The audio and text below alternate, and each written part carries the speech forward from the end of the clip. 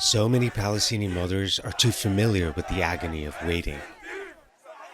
But tonight, Halima Camille isn't thinking about the way Israeli forces beat her 17-year-old son when he was arrested a year ago. He's one of 33 Palestinians freed from Israeli prisons on Monday as part of a truce deal. I'm going to hug him and put him in my eyes because he's part of my soul. It's an indescribable feeling to learn he will be free. I wish all the mothers of the prisoners will experience this feeling. Many across the occupied West Bank have come out to show their support because the issue of prisoners is one close to the heart of every Palestinian, says Mustafa Barghouti. People see in the release of every prisoner a resemblance of our aspiration to freedom from the big prison of occupation.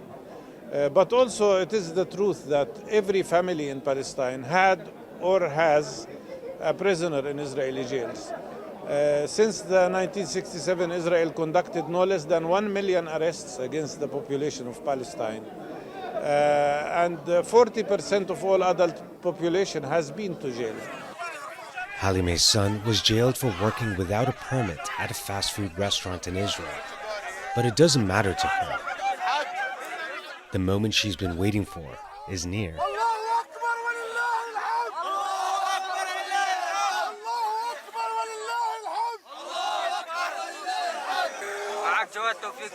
I have been detained in Israeli prisons for 11 months.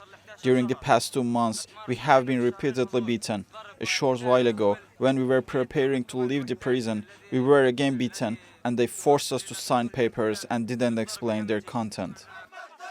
This truce, brokered by Qatar, Egypt, and the US, also saw a pause in the mounting civilian death toll from Israel's ferocious bombardment of Gaza. Israel remains determined in its unfulfilled vow to destroy Hamas since October 7. There's a range of emotions over here with the release of these Palestinians from Israeli jails, but also perhaps an unintended consequence of Israel's war in Gaza, a growing support for Hamas in the West Bank.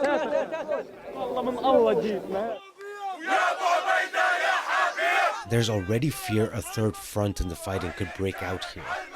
Fed by nightly Israeli raids, killings and arrests, increased settler violence, harsh economic and social restrictions, and a widely unpopular political arrangement. Most Palestinians say it's collective punishment. The truce has been extended by 2 more days for now. No one knows what happens once that's over. Rahul Radhakrishnan, TRT World, Ramallah, and the occupied West Bank.